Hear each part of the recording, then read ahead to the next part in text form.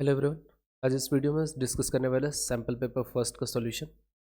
First question से start करते हैं। फर्स्ट क्वेश्चन में यहाँ पे दे रखा है, ये गिवन सेटअप है हमारे पास। इसमें से बोल रखा है कौन सा ऑप्शन हमारे पास करेक्ट है।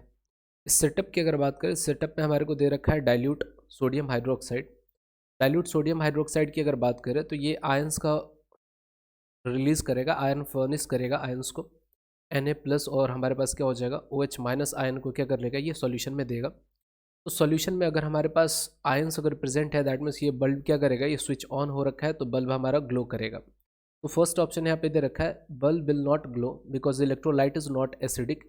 एसिडिक या बेसिक होने से कोई मतलब नहीं होता, बस हमारे पास आयंस प्रेजेंट होना चाहिए। बेसिक है फिर भी हमारे पास बल्ब यहाँ पे ग्लो करेगा। तो ऑप्शन नंबर फर्स्ट जो है हमारे पास इनकरेक्ट है।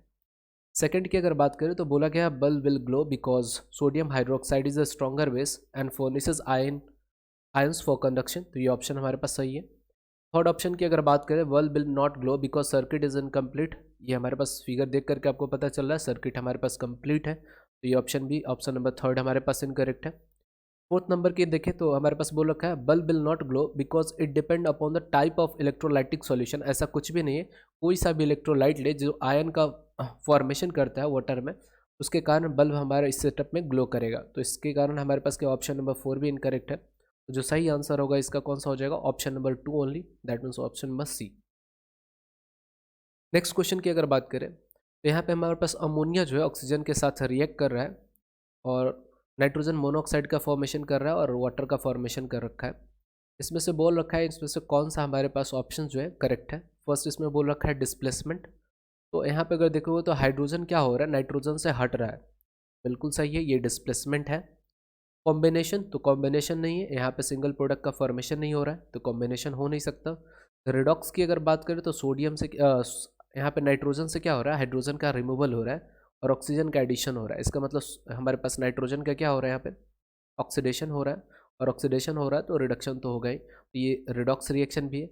यहाँ पे न्यूट्रलाइजेशन रिएक्शन नहीं हो सकता क्योंकि ये एसिड बेस नहीं है, तो न्यूट्रलाइजेशन रिएक्शन नहीं होगा। तो यहाँ पे ऑप्शन नंबर कौन कौन सा सही होगा, 2 एंड 3। तो ऑप्शन नंबर हमारे पास से हो जाएगा। आगे बढ़ते हैं।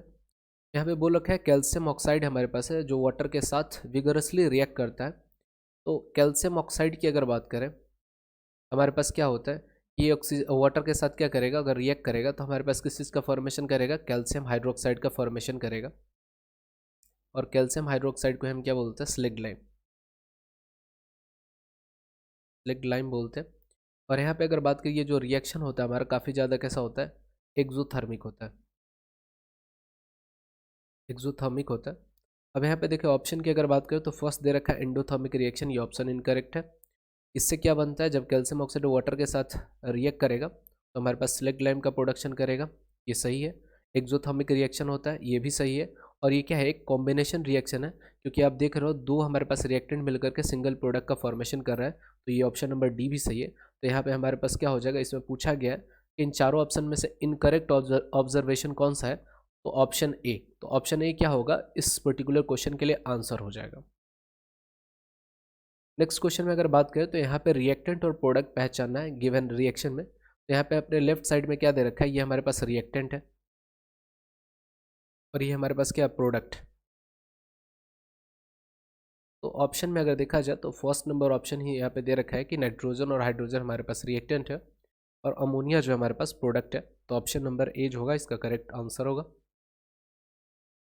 फिफ्थ नंबर क्वेश्चन की अगर बात करें तो यहाँ पे बोला जा रहा है कि आयनिक कंपाउंड का कौन सा इसमें से जनरल प्रॉपर्टी एग्जिबिट नहीं करता है। कौन सा जनरल प्रॉपर्टी है जो आयनिक कंपाउंड एग्जिबिट नहीं करते हैं, सोल्युबिलिटी इन वाटर, तो ये हमारे पास आयनिक कंपाउंड करते हैं, वाटर में सोल्यूबल होते हैं। Electrical conductivity in solid, electrical conductivity in solid state, solid state में ये इलेक्ट्रिकल कंडक्शन नहीं शो करते हैं क्योंकि आयंस नहीं होते सॉलिड स्टेट में। High melting and boiling point इनके पास होता है, इलेक्ट्रिकल कंडक्टिविटी इन मोल्टेन स्टेट होता है। तो यहाँ पे करेक्ट, यहाँ पे जो जनरल यहाँ पे आयनिक कंपाउंड एग्जिबिट नहीं करते वो ये होता है सॉलिड स्टेट में इलेक्ट्रिसिटी का कंडक्शन। तो यहाँ पे ऑप्शन नंबर बी जो होगा इसका सही आंसर होगा। नेक्स्ट 6 की अगर बात करें तो ऑप्शन नंबर 6 में हमारे पास दे रखा है स्टूडेंट जो है लैब में क्या बनाना चाह रहा है, हार्ड वाटर नहीं प्रेजेंस होने के कारण यहाँ पे लैब में हमारे पास वो हार्ड वाटर के प्रिपरेशन करेगा। तो वाटर की अगर बात करें सॉफ्ट और हार्ड में यहाँ पे डिवाइड हो जाता है सॉफ्ट वाटर। Soft water. और नेक्स्ट हमारे पास है हार्ड वाटर। हार्ड वाटर में अगर बात करें, लेदर का फॉर्मेशन नहीं होता है। अगर सोप इसमें रखेंगे तो लेदर का फॉर्मेशन नहीं होगा, लेकिन यहाँ पे अगर सोप अगर रखा जाए सॉफ्ट वाटर में तो लेदर का फॉर्मेशन हो जाता है। हार्ड वाटर में क्या होता है, दो हमारे पास एलिमेंट्स होते हैं, कैल्शियम और मैग्नीशियम। इनके सॉल्ट्स अगर वाटर में अगर प्रेजेंट होते हैं तो उन्हीं को हम हार्ड वाटर बोलते हैं। जैसे कैल्शियम क्लोराइड हो गया हमारे पास, कैल्शियम सल्फेट हो गया, मैग्नीशियम क्लोराइड हो गया, या मैग्नीशियम सल्फेट हो गया। इन चारों में से अगर कोई सॉल्ट अगर वाटर में प्रेजेंट है तो वाटर कैसा होगा, हार्ड होगा। यहाँ ऑप्शन में अगर देखा जाए तो हमारे पास ऑप्शन नंबर डी यहाँ पे क्लियरली आप देख पाओगे, सोडियम सल्फेट और कैल्शियम क्लोराइड यहाँ पे दे रखा है। तो हार्ड वाटर बनाने के लिए कौन से सॉल्ट का इस्तेमाल करेगा, तो option number D calcium sulphate और कैल्शियम क्लोराइड का वो इस्तेमाल करेगा। नेक्स्ट यहाँ पे देखिए, यहाँ पे बोला गया है ब्यूटेनोइक एसिड का हमारे पास करेक्ट फॉर्मूला कौन सा है। तो ऑप्शन एलिमिनेशन से चलते हैं। यहाँ पे ब्यूटेनोइक एसिड दे रखा है, ब्यूट सबसे पहले वर्ड रूट वर्ड देखेंगे तो 4 कार्बन एटम के लिए इस्तेमाल करते हैं हम।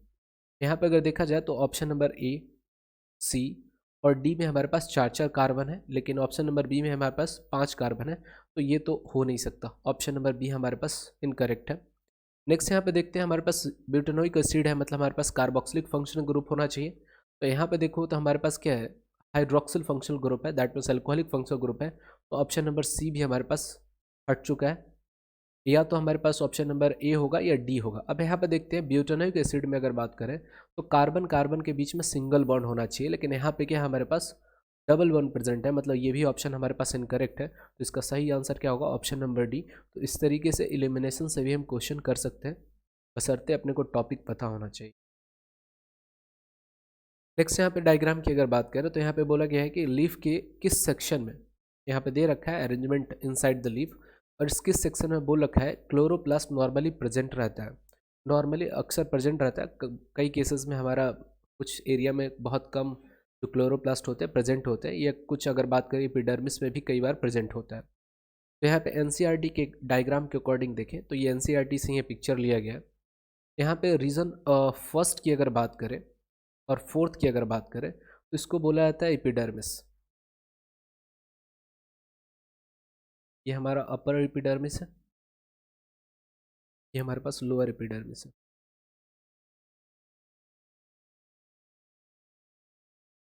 ऑप्शन यहाँ पे ये लंबा वाला पोर्शन जो देख रहे हो, और ये वाला गोल गोल जो यहाँ पे दिख रहा है, ये वाला पोर्शंस। थर्ड फोर्थ और जो हमारे पास सेकंड और जो थर्ड आ रहा है इसको बोलते हैं मेसोफिल। मेसोफिल में ही हमारे पास क्या होता है, क्लोरोप्लास्ट होता है। ज़्यादा अमाउंट में क्लोरोप्लास्ट जो होते हैं यहीं पे देखने को मिलता है। टू की अगर बात करें, टू को बोलते हैं पैलासिड, पैलासिड मेसोफिल। और वहीं पे अगर थर्ड वाले की अगर बात करें, थर्ड को बोलते हैं स्पॉन्जी, स्पॉन्जी मेसोफिल। तो यहाँ से क्लियर हो गया होगा कि किस रीज़न में हमारे पास क्लोरोप्लास्ट जो होगा प्रेजेंट होगा। तो इसका आंसर हो जाएगा ऑप्शन डी। 2 और 3 रीज़न में यहाँ पे क्लोरोप्लास्ट प्रेजेंट रहेगा। एनसीईआरटी के डायग्राम देखें यहाँ पे क्लियरली आपको दिख जाएगा। ये रहा एनसीईआरटी का डायग्राम। यहाँ पे ये वाला रीजन जो है अपने क्वेश्चन के लिए उठाया गया एनसीईआरटी से। तो यहाँ पे देख पाओगे ये वाला जो सेक्शन होता है, ये वाला जो घिस रहा हूँ मैं, इस वाले सेक्शन में हमारे पास क्लोरोप्लास्ट का जो संख्या है, नंबर्स है, वो ज़्यादा होता है। आगे बढ़ते हैं। इसमें बोला गया है कौन सा माइक्रो ऑर्गेनिज्म है, इसको आइडेंटिफाई करना है। आप बुक से ही पिक्चर देख करके ही बता सकते हो ये हमारे पास कौन सा होगा, अमीबा होगा। अमीबा से रिलेटेड पॉइंट है, ये holozoic mode of nutrition follow करता है, होलोजोइक। साथ साथ यहाँ पे अगर बात करें तो इसके पास होता है स्यूडोपोडिया। ये किस तरीके से, ये जिस तरीके से फूड को इनगल्फ करता है उस इनगल्विंग प्रोसेस को क्या बोलते हैं, इंडोसाइटोसिस, और या फिर बोल सकते हैं फैगोसाइटोसिस। फैगोसाइटोसिस दोनों ही सही होता है, एग्जैक्टली होता है इस तरीके से। इंडोसाइटोसिस के अंदर ही हमारे पास क्या होता है, फैगोसाइटोसिस आता है।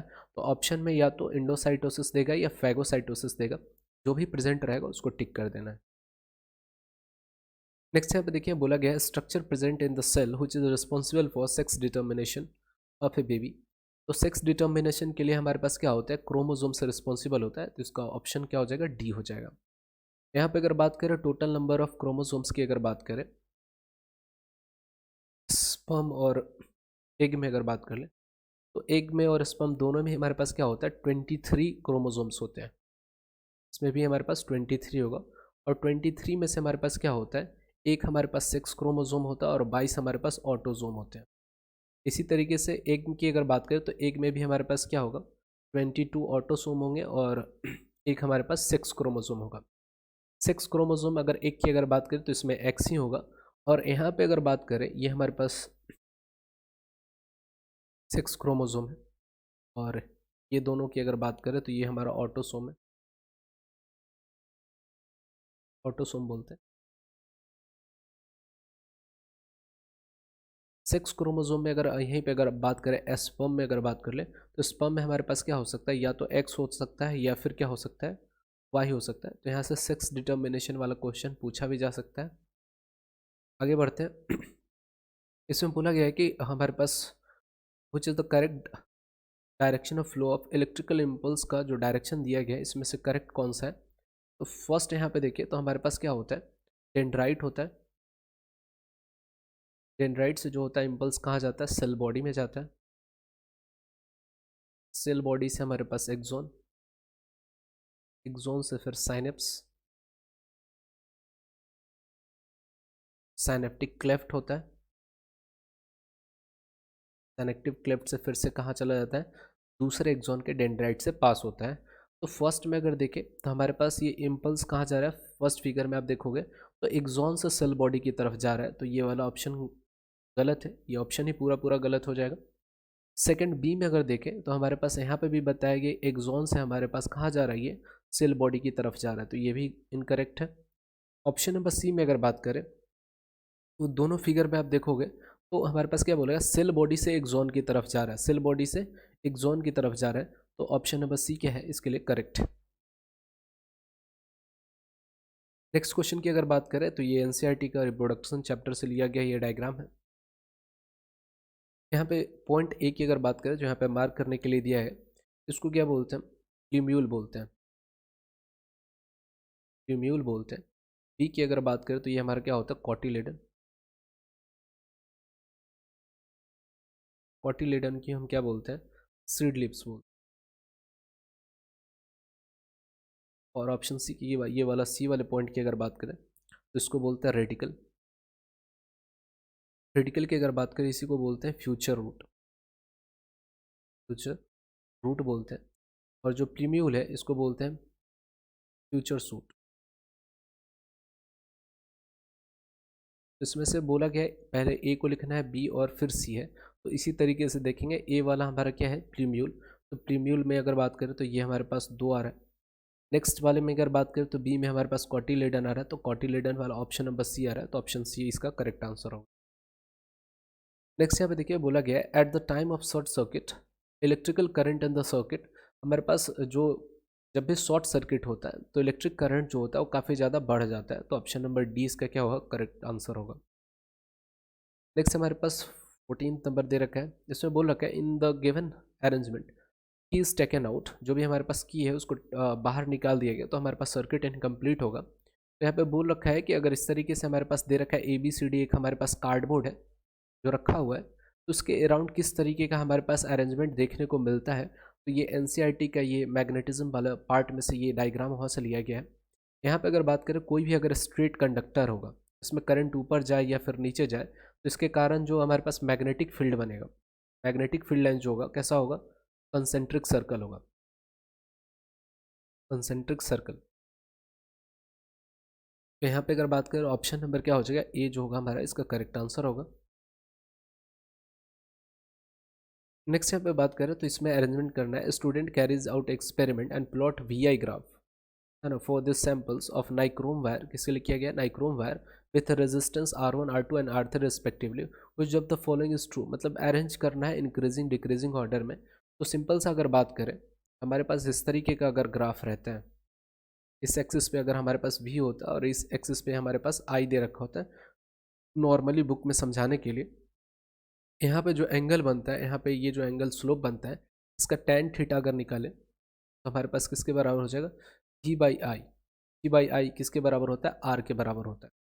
तो अगर यहाँ पे सपोज कर लीजिए, अगर एंगल की अगर बात कर ले, मैं इसको a दे देता हूँ नाम और ये b दे देता हूँ, तो यहाँ पे अगर जो एंगल i से ज़्यादा बनाएगा, सिंपल सा आपको याद रखना है, रेजिस्टेंस वो ज़्यादा बड़ा होगा। अगर हमारे पास ग्राफ में इस तरीके से दे रखा है, b का यहाँ पे मैं मान लेता हूँ ये θ2 बना रहा है और ये हमारा θ1 बना रहा है, तो जो करंट वाले एक्सिस से जो ज़्यादा बड़ा एंगल बनाएगा उसका रेजिस्टेंस ज़्यादा होगा। बस ये आपको याद रख लेना है, इससे ये क्वेश्चन यहाँ पे सॉल्व हो जाएगा। यहाँ पे अगर देखा जाए तो हमारे पास R3 जो है सबसे ज़्यादा एंगल बना रहा है करंट वाले एक्सिस से। यहाँ पे ये मैं इसको θ3 मान लेता हूँ, ये R2 जो है θ2 बना रहा है, R1 हमारे पास θ1 बना रहा है। तो यहाँ पे देखा जाए हमारे पास क्या है, θ3 is greater than θ2 greater than θ1, तो सबसे बड़ा जो रेजिस्टेंस होगा यहाँ पे कौन सा हो जाएगा, R3 हो जाएगा, उसके R2 हो जाएगा और R1 हो जाएगा। याद है यहाँ पे इस फिगर, इस तरीके के क्वेश्चन में याद आपको यही करना है कि जो करंट वाले एक्सिस से ज़्यादा बड़ा एंगल बनाएगा उसका रेजिस्टेंस क्या होगा, ज़्यादा होगा। क्योंकि हम पढ़े हैं वी आई ग्राफ जब अपने को दे रखा होता है, वी आई ग्राफ दे रखा होता है, तो यहाँ पे जो स्लोप बनता है, स्लोप कहने का मतलब tan थीटा जो बनता है वो क्या देता है, रेजिस्टेंस देता है। बस इसी कॉन्सेप्ट पे हमारा ये क्या है, क्वेश्चन बेस्ड था। आगे बढ़ते हैं। 16 नंबर क्वेश्चन यहाँ पे बोला जा रहा है, which of the following statement is not correct about magnetic field line. Magnetic field के लिए कौन सा स्टेटमेंट करेक्ट नहीं है। फर्स्ट यहाँ पे अगर बात करें तो मैग्नेटिक फील्ड लाइंस जो होते हैं कंटिन्यूअस क्लोज कर्व होते हैं, बिल्कुल सही है, क्योंकि ये नॉर्थ से निकलते हैं और साउथ से आते हैं आउटसाइड। अगर मैग्नेट की अगर बात कर ले तो ये हमारे पास क्या है, नॉर्थ पोल है, ये हमारे पास क्या है, साउथ पोल। तो आउटसाइड द मैग्नेट हमारे पास जो निकलेगा ये मैग्नेटिक फील्ड लाइन, ये क्या निकलेगा, नॉर्थ से निकलेगा, साउथ पे जाके एंड करेगा। और इनसाइड की अगर बात करें तो साउथ से कहाँ आएगा, नॉर्थ पे आएगा। तो फर्स्ट यहाँ पे आप देख पाओगे क्लोज कर्व बन रहा है, कंटिन्यूअस है, कहीं पे टूट नहीं रहा है ये। तो फर्स्ट आंसर इसका क्या है, सही है। सेकंड पॉइंट की अगर बात करें तो बोला जा रहा है magnetic field line do not intersect each other, ये भी सही है, प्रॉपर्टी है, मैग्नेटिक फील्ड लाइंस कभी भी एक दूसरे को कट नहीं करते हैं। नेक्स्ट यहाँ पे अगर बात करें थर्ड नंबर में बोला गया है direction of tangent at any point on the magnetic field line curve gives the direction of magnetic field of that point, बिल्कुल सही है। अगर इस पॉइंट पे मेरे को निकालना है मैग्नेटिक फील्ड का डायरेक्शन, तो यहाँ पे टेंजेंट अगर ड्रॉ कर दूंगा तो ये पी जो हमारे पास है ये क्या हो जाएगा, डायरेक्शन हो जाएगा इस पॉइंट के लिए मैग्नेटिक फील्ड का। ऑप्शन सी भी हमारे पास करेक्ट है। तो हमारे पास इनकरेक्ट क्या हो जाएगा, तो यहाँ पे देखिएगा outside the magnet magnetic field lines goes from south to north, ये क्लियरली हमारे पास गलत है। तो इसका सही आंसर क्या हो जाएगा, ऑप्शन नंबर डी हो जाएगा। यहाँ से एक इंपॉर्टेंट, यहाँ से गिव रीजन टाइप में क्वेश्चन पूछा जा सकता था कि मैग्नेटिक फील्ड लाइंस एक दूसरे को इंटरसेक्ट नहीं करते हैं। तो यहाँ पे सपोज कर लेते हैं कि दो हमारे पास मैग्नेटिक फील्ड लाइन किसी पॉइंट पे इंटरसेक्ट कर रहे हैं, तो हमारे पास एक ही पॉइंट पे क्या होगा, दो डायरेक्शन हो जाएगा। मैग्नेटिक फील्ड लाइन का क्या हो गया हमारे पास, P1 और P2 हमारे पास क्या हो गया, दो डायरेक्शन हो गया। तो किसी एक पॉइंट पे अगर मैथमेटिक्स पॉइंट ऑफ व्यू से अगर देखा जाए तो किसी एक पॉइंट पे हम एक ही टेंजेंट ड्रॉ कर सकते हैं। तो यहाँ से हमारे पास दो टेंजेंट ड्रॉ नहीं किया जा सकता, जिस कारण से हम बोल देंगे कि मैग्नेटिक फील्ड लाइंस एक दूसरे को इंटरसेक्ट नहीं करते हैं। और दूसरा, अगर फिजिक्स के पॉइंट ऑफ व्यू से देखा जाए तो हमारे पास मैग्नेटिक फील्ड लाइंस जो होते हैं, मैग्नेटिक फील्ड लाइंस की अगर बात करें तो ये कैसा होता है, वेक्टर क्वांटिटी होता है, वेक्टर क्वांटिटी। और वेक्टर क्वांटिटी के पास क्या होता है, हर एक पॉइंट पे एक फिक्स डायरेक्शन होता है। तो यहाँ पे अगर फिक्स पॉइंट, अगर इस पॉइंट को अगर मान ले रहे हैं, क्यू पॉइंट को फिक्स पॉइंट मान रहे हैं, तो यहाँ पे दो डायरेक्शन है सेम वेक्टर के लिए, जो कि पॉसिबल नहीं है। इस कारण से बोलते हैं कि मैग्नेटिक फील्ड लाइंस कभी एक दूसरे को इंटरसेक्ट नहीं करते हैं। यहाँ पे एसोसिएशन एंड रीजनिंग टाइप वाला क्वेश्चन यहाँ से स्टार्ट होता है। फर्स्ट यहाँ पे देखिएगा, कोरोजन जो है हमारे पास एक सीरियस प्रॉब्लम है। क्यों सीरियस प्रॉब्लम है, क्योंकि यहाँ पे जो भी हमारे पास जो होता है कोरोजन जब हो जाता है, तो जिस भी आर्टिकल में होता है उसको अच्छा फिर से मेंटेन करने के लिए ज़्यादा से ज़्यादा पैसे खर्च करने पड़ते हैं। तो ये हमारे पास क्या है, एक सीरियस प्रॉब्लम है। तो एसोसिएशन भी सही है और रीजनिंग भी इसका क्या है, सही है, रीज़न भी इसका सही है। तो ऑप्शन नंबर ए क्या हो जाएगा, इसका करेक्ट आंसर हो जाएगा। 18 नंबर में देखिए यहाँ पे dominant allele is an allele whose is phenotype is expressed even in the presence of other allele that of that gene. ये सही है कि डोमिनेंट जो होता है वो क्या होता है, हमारे हर एक कैरेक्टर के लिए क्या होता है, दो सेट्स होते हैं जीन के, जिसमें से एक हमारे पास क्या होता है, डोमिनेंट होता है, और जो डोमिनेंट होता है वो दिखता है, दैट मीन्स फिनोटाइप होगा वो, और जो डोमिनेंट होता है उसको कैपिटल लेटर से क्या करते हैं हम, रिप्रेजेंट करते हैं। तो ये असर्शन भी सही है, रीज़न भी सही है, लेकिन यहाँ पे सोच के देखो कि फिनोटाइप क्या होता है, दिखता है, लेकिन ऐसा थोड़ी है कि हमारा टी वाला ये एक्सप्लेनेशन जो दिया गया है, रीज़न यहाँ पे दिया गया है असर्शन का, वो करेक्ट नहीं है। तो यहाँ पे ऑप्शन नंबर हमारे पास क्या होगा, both assertion and reasoning are true but reason is not the correct explanation of assertion. तो ऑप्शन नंबर बी क्या होगा, इसका करेक्ट आंसर होगा। 19 नंबर की अगर बात करें तो all plants possess autotrophic mode of nutrition, ठीक है। नेक्स्ट यहाँ पे अगर बात करें, reason due to presence of green coloured pigment chlorophyll in them, बिल्कुल सही है। तो यहाँ पे एसोसन और रीजनिंग दोनों ही सही है। ऑटोट्रॉपिक अगर मोड को अगर कोई फॉलो करता है तो उनके पास क्या होगा, क्लोरोफिल तो प्रेजेंट होगा ही होगा। ऑप्शन नंबर ए क्या होगा, इसका करेक्ट आंसर होगा।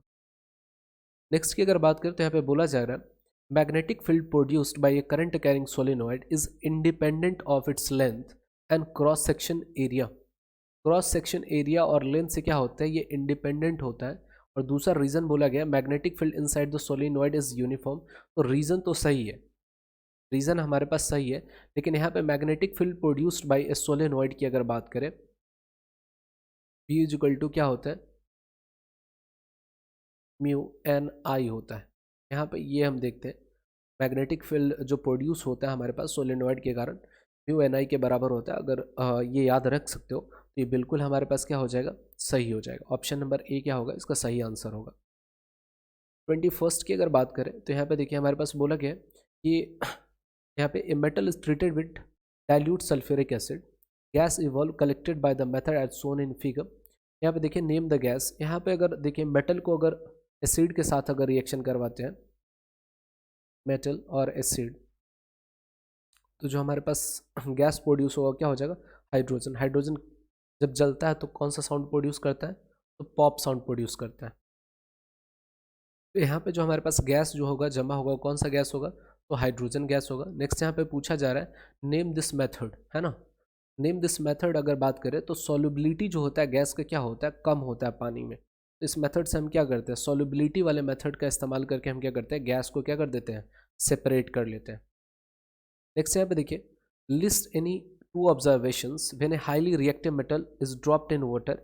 यहाँ पे बहुत अच्छे तरीके से नोट से आप लिख सकते हो। हमारे पास सोडियम हो गया और कैल्शियम की अगर बात कर ले, तो ये जब होता है रिएक्शन, जब करते हैं पानी में, जब इनको रखते हैं तो एक तो विग्रस रिएक्शन होता है, एक्सोथर्मिक होता है दोनों के लिए। Exothermic that means heat release होता है, पहला चीज़ ये लिख सकते हो। और दूसरे अगर बात करें तो पानी में जैसे ही रखते हैं तो ये जो मेटल्स होते हैं फ्लोट करना स्टार्ट कर देते हैं। क्योंकि अगर देखा जाए ये अगर मेटल है, अगर मेटल पानी में रखे हैं तो इसके नीचे क्या होगा, हाइड्रोजन बबल क्या होते हैं, आकर के रुक जाते हैं, और ये बबल क्या करने लगते हैं, जो मेटल होता है उसको फ्लोट कराने लगते हैं पानी के सरफेस पे। तो ये ऑब्जर्वेशंस आप लिख सकते हो। नेक्स्ट हमारे पास क्वेश्चन है, what do you mean by diffusion. Diffusion का मतलब होता है गैस का जो होता है मूवमेंट होता है। कहाँ से कहाँ होगा मूवमेंट, तो हमारे हाइयर से क्या होगा, लोअर कंसंट्रेशन की तरफ हमारे पास क्या होगा, हाइयर से लोअर प्रेशर की तरफ गैस का मूवमेंट होता है, तो इसी को क्या बोलते हैं, डिफ्यूजन बोलते हैं। नेक्स्ट क्वेश्चन की अगर बात करें तो हमारे पास बोल रखा है, विच is the first simple molecule produce during the photosynthesis. तो हमारे पास फोटोसिंथेसिस के समय कौन सा हमारे पास सिंपल मॉलिक्यूल प्रोड्यूस होता है, उसका नाम बताना है। और नेक्स्ट बताया, what happen to this molecules in the leaves later. सबसे पहले सिंपल मॉलिक्यूल की अगर बात करें जो प्रोड्यूस होता है फोटोसिंथेसिस के समय, वो क्या होता है, ग्लूकोज। ग्लूकोज होता है।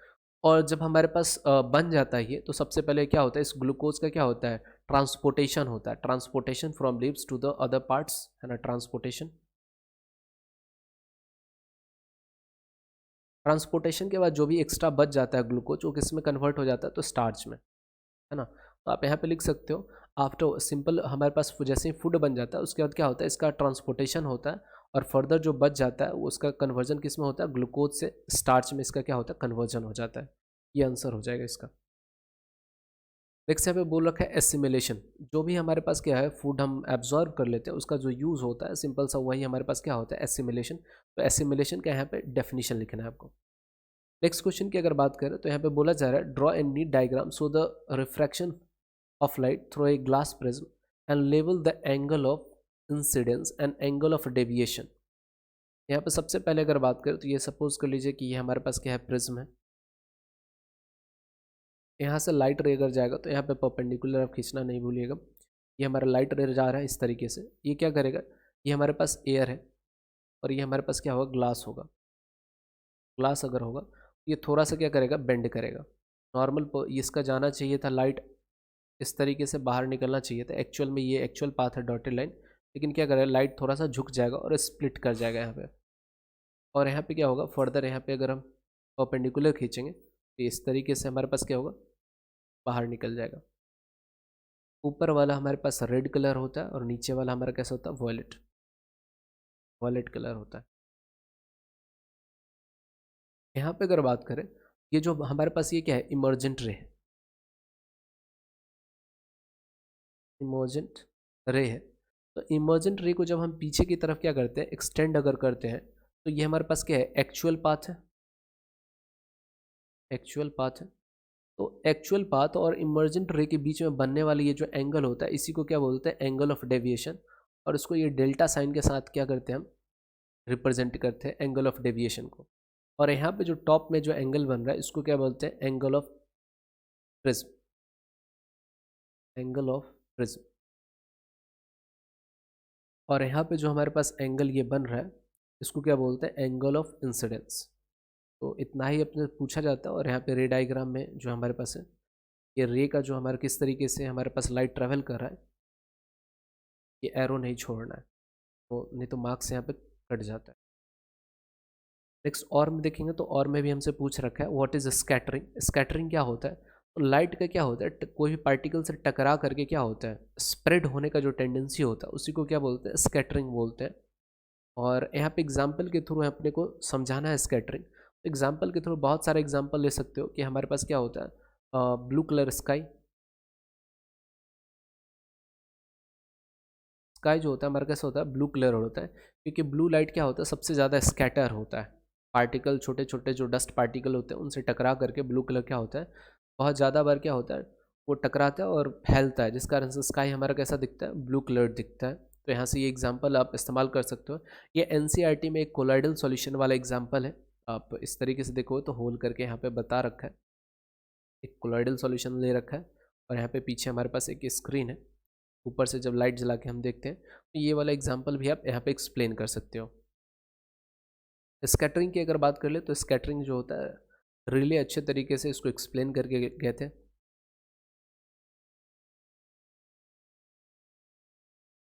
रिले ये बोल करके गए थे कि स्कैटरिंग जो होता है, स्कैटरिंग जो होता है is inversely proportional to fourth power of wavelength. जिसका वेवलेंथ क्या होगा, ज़्यादा होगा, उसका स्कैटरिंग कम होगा, और जिसका वेवलेंथ कम होगा उसका स्कैटरिंग ज़्यादा होगा।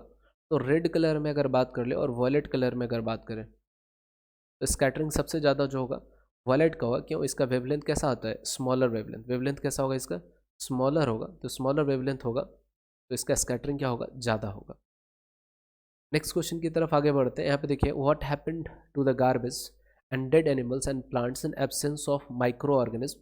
अगर हमारे पास माइक्रो ऑर्गेनिज्म नहीं हो तो हाइपोथेटिकल क्वेश्चन यहाँ पे पूछा गया है कि हमारे पास क्या होगा अगर गार्बेज और डेड एनिमल्स का और प्लांट्स का अगर माइक्रो ऑर्गेनिज्म अगर नहीं होंगे तो क्या हो जाएंगे, डिजीज कॉज करेंगे। सबसे पहले तो अगर बात करें, सबसे पहले ये डिकम्पोज नहीं होंगे। पहला पॉइंट तो ये होगा, there is no decomposition, decomposition of dead bodies, dead organism. और हमारा जो इन्वायरमेंट है वो क्या हो जाएगा, पोल्यूट होगा।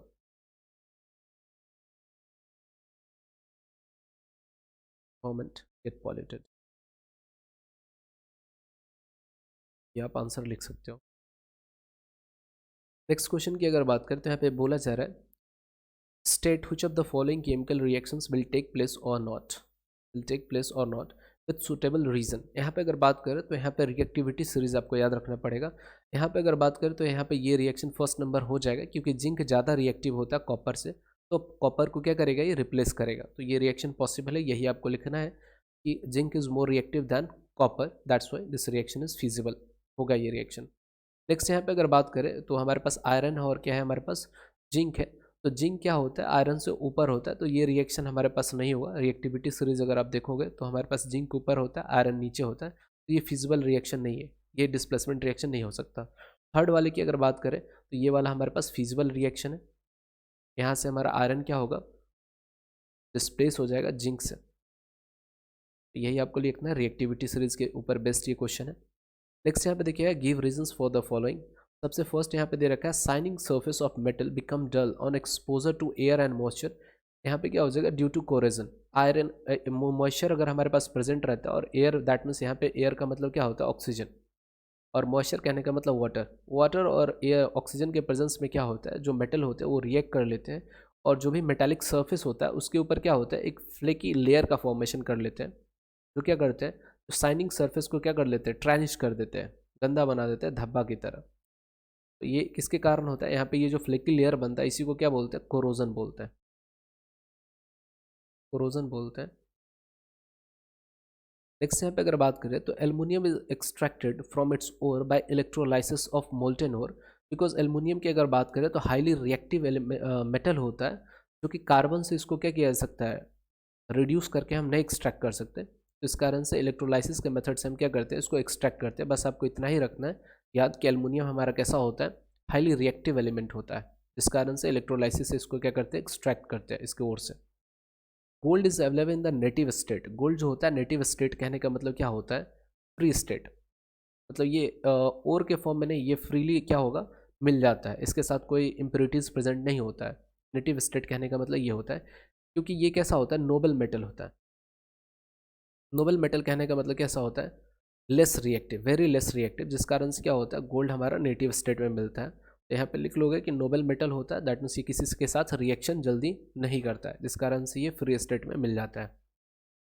29 नंबर क्वेश्चन में अगर बात करते हैं, mention 3 types of cell present in the blood and write the function of each. है ना, 3 टाइप ऑफ सेल्स के बारे में कहने का मतलब सिंपल सा है, ब्लड में कंपोनेंट्स के बारे में लिखने हैं आपको और उसका फंक्शन बता देना है। सबसे पहले अगर बात करें तो हमारे पास ब्लड की अगर बात करें तो ब्लड में आप बता दोगे प्लेटलेट्स, प्लेटलेट्स के बारे में लिखोगे, प्लाज्मा के बारे में लिखो। उसके बाद अगर बात करें तो हमारे पास आरबीसी के बारे में लिख सकते हो, आरबीसी के बारे में लिख दोगे और इसका फंक्शन बता दोगे, हमारे पास हो जाएगा। एक ही फंक्शन ही लिखना है।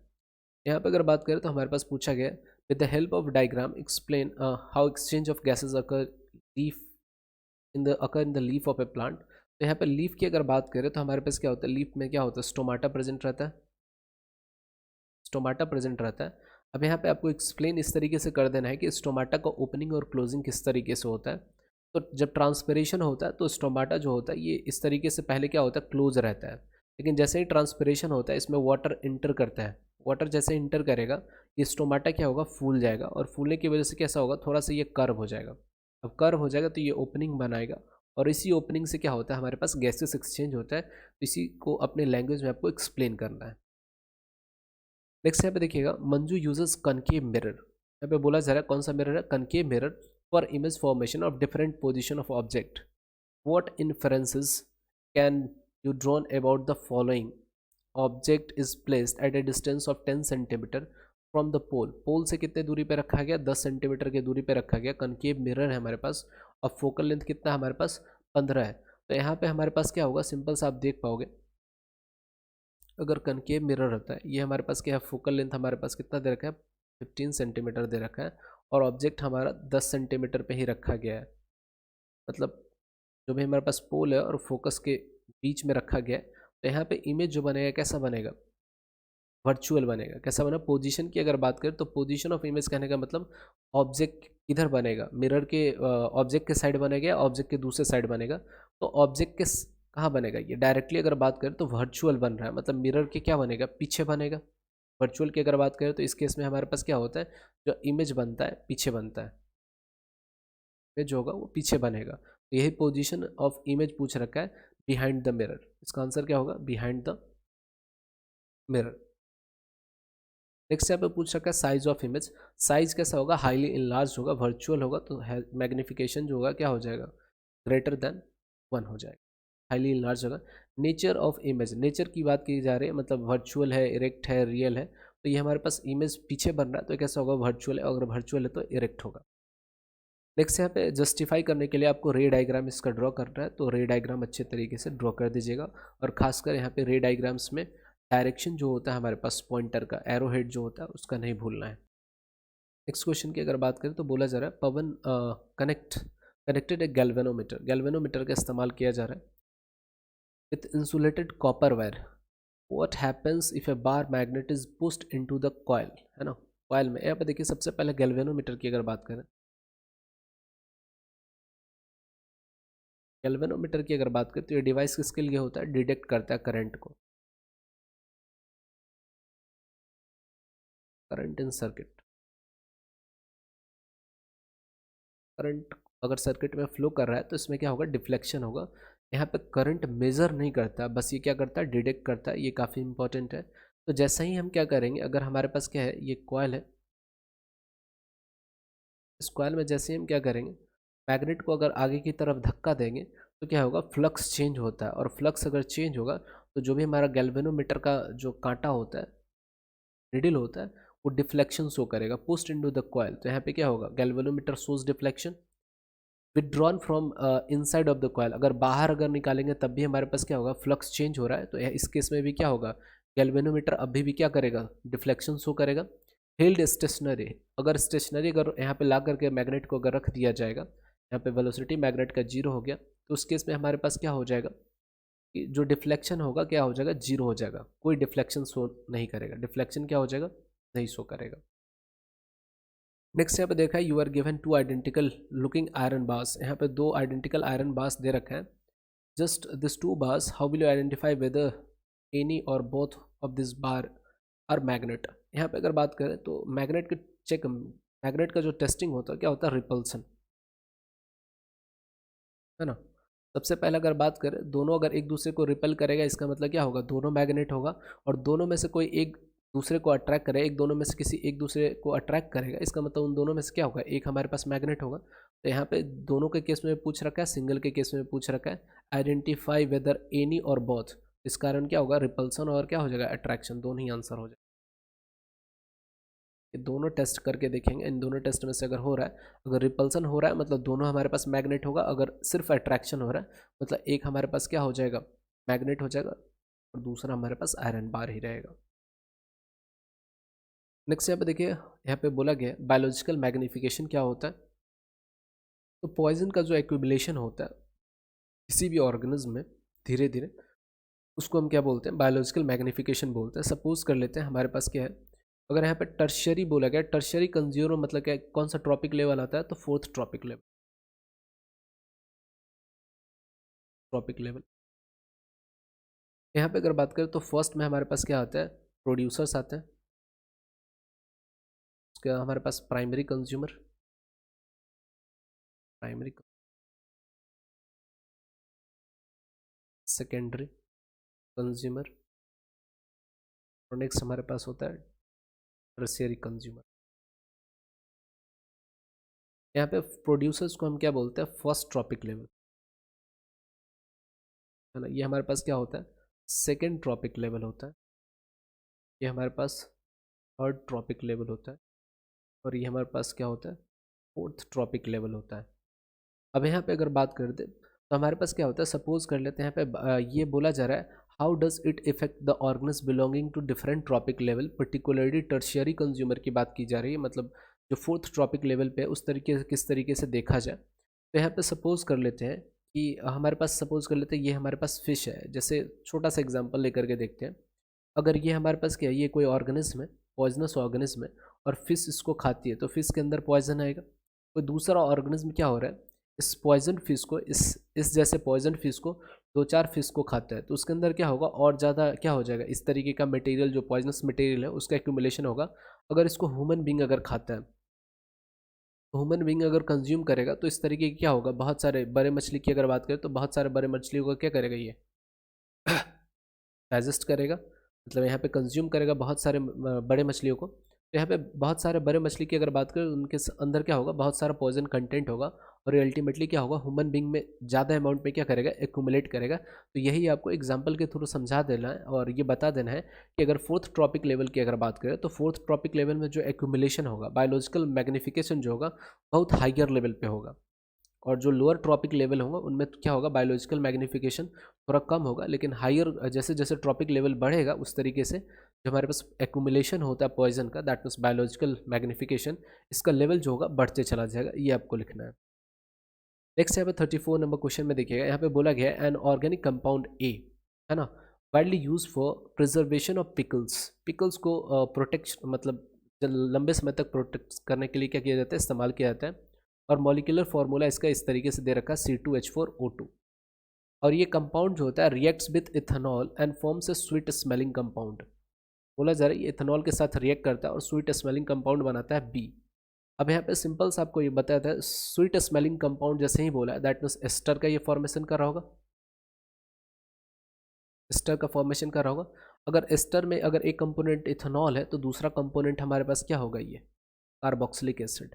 यहाँ पे कार्बोक्सिलिक एसिड में अगर बात करें तो दो कार्बन के साथ हमारे पास क्या आता है, इथेनोइक एसिड, मतलब CH3COOH, इसको क्या लिख सकते हैं, लिख सकते हैं।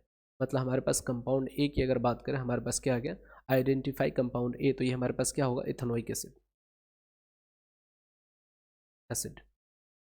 नेक्स्ट यहाँ पे बात करें, write the chemical equation for the reaction of ethanol to form compound B, that means esterification reaction आपको लिखने के लिए बोला जा रहा है। तो यहाँ पे बी की अगर बात करें तो बी का हमारे पास क्या होगा, CH3COOH। नेक्स्ट हमारे पास CH3CH2, हमारे पास क्या हो जाएगा, आंसर हो जाएगा CH3C double bond O CH2CH3। ये हमारे पास क्या होगा, थाइल इथेनॉल एस्टर हो जाएगा। ये हमारे पास, ये हमारे पास क्या है, बी का फॉर्मेशन हो गया। ये हमारे पास क्या है, ये हमारे पास ए है और ये हमारे पास इथेनॉल है। ये हमारे पास हो गया ऑप्शन बी का answer. How can be get compound A from B, A से हम बी कैसे ला सकते हैं। हमारे पास कंपाउंड ए हमारे पास दे रखा है और उससे अपने को क्या लाना है, बी लाना है। बी हमारे पास क्या है, तो by the process of esterification reaction, esterification reaction से कर सकते हैं। बोला जा रहा है कंपाउंड ए, कहने का मतलब क्या बोला जा रहा है, जो भी हमारे पास आ रहा है कंपाउंड ए, इथेनोइक एसिड आ रहा है, इसको किस में कन्वर्ट करना है, बी में, स्वीट स्मेलिंग कंपाउंड में। इसका मतलब क्या होगा, इथेनॉल से रिएक्शन, इथेनॉल से कार्बोक्सिलिक एसिड के रिएक्शन को ही क्या बोलते हैं, स्टेरिफिकेशन रिएक्शन। तो यहाँ पे बोला जा रहा है किस तरीके से हम ए को बी में कन्वर्ट कर सकते हैं और ए से बी कैसे हम गेट कर सकते हैं, तो by the process of esterification reaction. Next हमारे पास डी नंबर दे रखा है, name the process and write the corresponding chemical equation. कौन सा प्रोसेस है और केमिकल इक्वेशन क्या होगा, लिख करके भी जस्ट बताया, वही चीज़ आपको डी में करके दिखाना है। नेक्स्ट यहाँ पे देखिए ई नंबर में पूछ रखा है, which gas is produced when compound A reacts with washing soda. Washing soda के साथ अगर रिएक्ट करेगा तो हमारे पास कौन सा गैस हो जाएगा, वॉशिंग सोडा की अगर बात करें तो हमारे पास क्या होता है, सोडियम कार्बोनेट Na2CO3 होता है। इसके साथ हमारे पास क्या होगा, ए रिएक्ट करेगा CH3COOH अगर रिएक्ट करेगा तो यहाँ पे ये हमारे पास एसिड है और ये हमारे पास क्या है, कार्बोनेट है। तो यहाँ से जो रिलीज होगा कौन सा गैस, तो कार्बन डाइऑक्साइड तो रिलीज होगा ही होगा। तो यहाँ पे राइट द केमिकल इक्वेशन, तो केमिकल इक्वेशन भी लिखने के लिए बोला जा रहा है। तो हमारे पास क्या हो जाएगा, CH3COONA और नेक्स्ट हमारे पास क्या होगा, कार्बन डाइऑक्साइड रिलीज होगा। तो इसका रिएक्शन क्या हो जाएगा, ये वाला हो जाएगा और कार्बन डाइऑक्साइड गैस यहाँ पे रिलीज हो रहा है। नेक्स्ट है और टाइप वाला क्वेश्चन की अगर बात करें, बोला जा रहा है the formula of ester is CH3COOC2H5, write the structure formula of corresponding alcohol and acid. यहाँ पे बताया था कि कोरस्पॉन्डिंग एल्कोहल और एसिड ये क्लियर है हमारे पास। तो यहाँ पे इसका आंसर क्या होगा, इथेनॉल और इथेनोइक एसिड। आपको स्ट्रक्चरल फॉर्मूला इसका लिख देना है। हमारे पास रहा इथेनॉल CH3CH2OH रहा।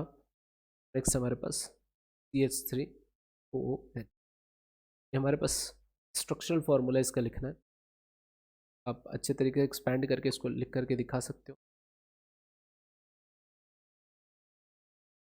नेक्स्ट यहाँ पे अगर बात करें, इसकी अगर बात करें तो लिख करके दिखा सकते हो। तीन हाइड्रोजन हमारे पास इस तरीके से, यहाँ पे एक कार्बन के साथ डबल बॉन्ड और यहाँ पे O और H, ये आप लिख करके दिखा सकते हो। नेक्स्ट क्वेश्चन देखिएगा, यहाँ पे बोला गया है बी में, mention the experimental condition involve in obtaining ethene from ethanol. Experimental condition की अगर बात करें, इथीन हम इथेनॉल से अगर बनाना चाह रहा है तो सबसे पहले क्या होगा, डिहाइड्रेशन करना पड़ेगा। ये इथीन मतलब क्या हो रहा है, CH2 डबल बॉन्ड CH, ये अपने को गेट करना है, किससे कनेक्ट करना है, इथेनॉल से। तो यहाँ पे कौन सा होगा, एक्सपेरिमेंटल कंडीशन कहने का मतलब क्या होगा, टेम्परेचर क्या होगा, तो टेम्परेचर हमारा क्या होगा 443 केल्विन हो जाता है टेम्परेचर। और यहाँ पे किस चीज़ का इस्तेमाल करते हैं, तो डाइल्यूट सल्फ्यूरिक एसिड H2SO4 का इस्तेमाल हम करते हैं। इसका रीज़न क्या होता है, ये वाटर को क्या कर देता है, एब्जॉर्ब कर लेता है। सॉरी डाइल्यूट नहीं, यहाँ पे कंसनट्रेटेड सल्फ्यूरिक एसिड का इस्तेमाल होता है। और ये कंसनट्रेटेड सल्फ्यूरिक एसिड क्या करता है, वाटर को एब्जॉर्ब कर लेता है। इस कारण से पूछा भी जाता है, तो सल्फ्यूरिक एसिड का काम क्या होता है, तो डिहाइड्रेटिंग एजेंट, डिहाइड्रेटिंग एजेंट की तरह इसका इस्तेमाल किया जाता है। Right the chemical equation for the above reaction, तो यहाँ पे हमारे पास क्या होगा, CH3 CH2OH, इसका रिएक्शन हम कराएंगे 443 केल्विन पे। कंसनट्रेटेड सल्फ्यूरिक एसिड H2SO4, हमारे पास बनेगा CH2 डबल बॉन्ड CH2, और यहाँ पे क्या हो जाएगा, वाटर हमारे पास रिमूव। ये हमारे पास रिएक्शन रहा और एक्सपेरिमेंटल कंडीशन में हमारे पास ये आ जाएगा। आगे बढ़ते हैं। 35 नंबर क्वेश्चन में पूछ रखा है, right the function of the following part in human female reproductive system. Ovary की अगर बात करें तो एक को रिलीज करता है ओविडक्ट की, मतलब फेलोपियन ट्यूब, फेलोपियन ट्यूब होता है। और ये क्या करता है, फर्टिलाइजेशन में हेल्प करता है। फर्टिलाइजेशन ओविडक्ट के अंदर ही होता है। और इसके अंदर छोटे छोटे हेयर्स लाइक स्ट्रक्चर जो प्रेजेंट रहते हैं, वो क्या करते हैं, एक को मूवमेंट में क्या करते हैं, हेल्प करते हैं। ओवरी से जो एग निकलता है उसको ओविडक्ट में लाते हैं, और यहीं पे ओविडक्ट में क्या होता है, हमारे पास फर्टिलाइजेशन होता है। यूट्रस की अगर बात करें तो यूट्रस क्या होता है, ये क्या देता है, यहाँ पे जब हमारा जाइगोट क्या होता है, डेवलप हो जाता है, जाइगोट का फॉर्मेशन, तो यूट्रस में क्या होता है, इम्प्लांट हो जाता है। और यूट्रस से ही क्या होता है, प्लेसेंटा हमारा अटैच्ड हो जाता है। और यहाँ से क्या करता है, जो हमारे पास डेवलपिंग बेबी है उसको क्या मिलता है, न्यूट्रिएंट्स मिलता है, और उसके वेस्ट जो होते हैं वो बाहर एक्सट्रैक्ट होते रहते हैं। नेक्स्ट यहाँ पे देखिएगा, describe in brief structure and function of placenta. Placenta क्या होता है, प्लेसेंटा एक बोल सकते हो जो भी हमारे पास यूट्रस से अटैच्ड हमारे पास एक स्ट्रक्चर होता है, जिससे जो डेवलपिंग बेबी होता है उसको न्यूट्रिएंट्स मिलता है, और जो भी वेस्ट मटेरियल होता है अम्बिलिकल कॉर्ड से होते हुए वो उसके बॉडी से बाहर चला जाता है। तो प्लेसेंटा अच्छी तरीके से एक बार नोट्स देख लीजिएगा, वहाँ से आपको आंसर मिल जाएगा। यहाँ पे सेनगैमी कहने का मतलब क्या होता है, अब जैसे नया वर्ड आ गया तो कई लोग परेशान हो जाते हैं। सेनगैमी का मतलब बताया था फर्टिलाइजेशन। फर्टिलाइजेशन को हम क्या बोलते हैं, सेनगैमी। तो आई थिंक फर्टिलाइजेशन आप लिख सकते हो। ट्रिपल फ्यूजन में ये बताया था कि अगर हमारे पास क्या है, स्पर्म, स्पर्म कहने के यहाँ पे मिल गैमेट की बात की गई है। मिल गैमेट जब हमारे पास क्या हो, डबल फर्टिलाइजेशन में क्या होता है, पोलर न्यूक्लियस, पोलर न्यूक्लियस का फॉर्मेशन होता है। और जब स्पर्म हमारा पोलर न्यूक्लियस के साथ रिएक्ट करता है, मतलब कंबाइन होता है, तो हमारे पास क्या होता है, जो फ्यूज़न कहलाता है उसी को क्या बोलते हैं, ट्रिपल फ्यूज़न बोलते हैं। इम्प्लांटेशन कहने का मतलब क्या होता है, जाइगोट का क्या होता है, प्लेसमेंट। अगर यूट्रस में अगर हो जाता है तो इसी को हम क्या बोलते हैं, इम्प्लांटेशन बोलते हैं। प्लेसेंटा की अगर बात करें तो प्लेसेंटा हमारे पास क्या होता है, एक स्ट्रक्चर होता है जो डेवलपिंग बेबी को क्या प्रोवाइड करता है, न्यूट्रिशन प्रोवाइड करता है, और उसके वेस्ट मटेरियल को क्या करता है, एक्सट्रैक्ट करता है। गेस्टेशन की अगर बात करें, गेस्टेशन का मतलब होता है period of pregnancy. Pregnancy period को ही हम क्या बोलते हैं, गेस्टेशन बोलते हैं। नेक्स्ट आगे बढ़े तो ये वैल्यू बेस्ड क्वेश्चन की अगर बात करें तो यहाँ पे देखिए इंपॉर्टेंट पॉइंट यहाँ पे देख लीजिए। इस तरीके को क्वेश्चन बनाने के लिए सबसे पहले क्या किया जाता है, क्वेश्चन को पढ़ा जाता है। क्वेश्चन पढ़िए, उसके बाद ऊपर वाला पर देखिए यहाँ पे देखिए सबसे पहले पूछा गया प्रिकॉशंस, मोबाइल फ़ोन यूज़ करने से पहले क्या क्या प्रिकॉशंस लेने चाहिए, ये पूछ रखा है। कौन सा रेडिएशन हमारे पास मोबाइल फ़ोन में यूज़ होता है उसके बारे में पूछ रखा है ना। What, how does prolong heating affect the mobile due to the mobile radiation can affect adversely, है ना, यहाँ पे पूछ रखा है। नेक्स्ट यहाँ पे देखिएगा, in which part of our body most of the heating effect occur due to use of mobile phone. Mobile के यूज़ के हमारे बॉडी में कौन सा पार्ट जो होता है बहुत ज़्यादा हिट होता है। तो यहाँ पे देखिए सबसे पहले अगर बात करें, मोबाइल फ़ोन से excellent communication device, mobile phones uses electromagnetic radiation, एक क्वेश्चन का आंसर मिल चुका है। नेक्स्ट यहाँ पे देखिए in microwave range, in the microwave range. Next यहाँ पे देखिए the part radio wave is emitted from the mobile phone handset, कौन सा पार्ट है, रेडियो वेव हमारे पास इमिट होता है। तो यहाँ पे देखिए यहाँ पे सबसे रेडिएशन कौन सा इस्तेमाल होता है, तो इलेक्ट्रोमैग्नेटिक रेडिएशन आप लिखोगे। नेक्स्ट यहाँ पे देखिएगा, यहाँ पे बोला जा रहा है इमिटेड, यहाँ पे देखिए the part of radio wave emitted by the mobile phone handset will absorb by the head. कौन इसको एब्जॉर्ब करता है? हेड एब्जॉर्ब करता है। Head is the near field of the radiation, so the most of the heating occur here in the head. तो सबसे ज़्यादा heating कहाँ होता है? एडवर्सली यहाँ पे देखिए, यहाँ पर prolong heating is due to mobile radiation.